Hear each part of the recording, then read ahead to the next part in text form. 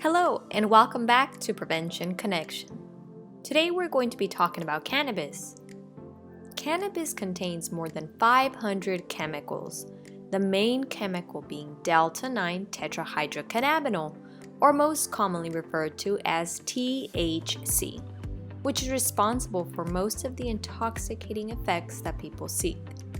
There has been a lot of talk about cannabis in the last several years, especially as several states have legalized the sale of medicinal and recreational cannabis. Let's look at some of the common myths we hear about cannabis. There's nothing wrong with weed. It's natural, right? Cannabis is a drug. Just because it is a plant does not mean it is good for you. But marijuana is legal, so it can't be bad for you. Cannabis is still illegal federally and in many states. Legal does not equal safe. But I know people who use marijuana and nothing bad happens to them. Everyone reacts differently, and you cannot see long-term effects immediately. What we do know is that early use of cannabis affects and impairs the prefrontal cortex, which is a portion of the brain that is responsible for memory, decision-making, and problem-solving. But can't marijuana be used as medicine?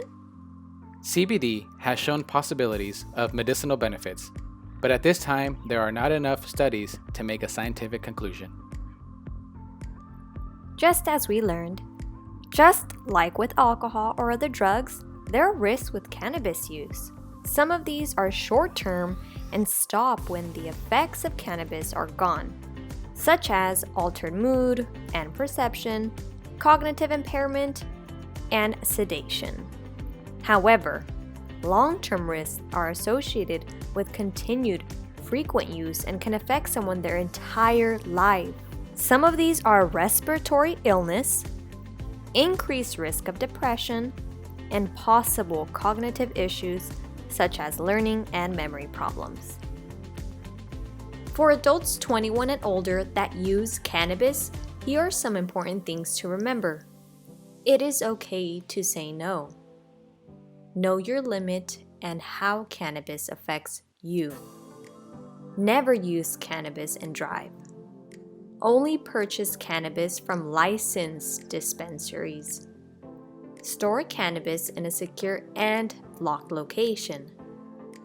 And lastly, cannabis use can impact employment. As we mentioned in the beginning, while cannabis is legal in some states, that doesn't mean it is safe, especially for youth. The brain is not fully developed until the age of 25.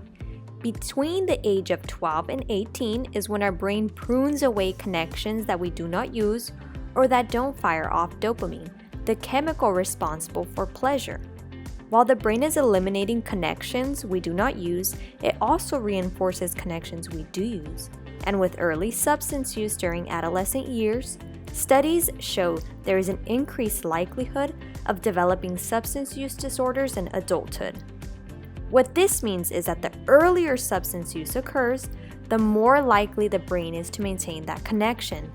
In other words, every decision we make, whether it is a good or bad one, influences how our brain develops. When it comes to preventing youth cannabis use, there are several things we can do.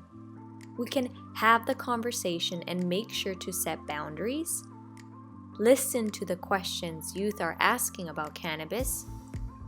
Be aware of your own attitudes and actions. And do not purchase for or share cannabis with youth. We hope you found this information helpful and it empowers you to make safe choices regarding cannabis. Be sure to subscribe to never miss a video.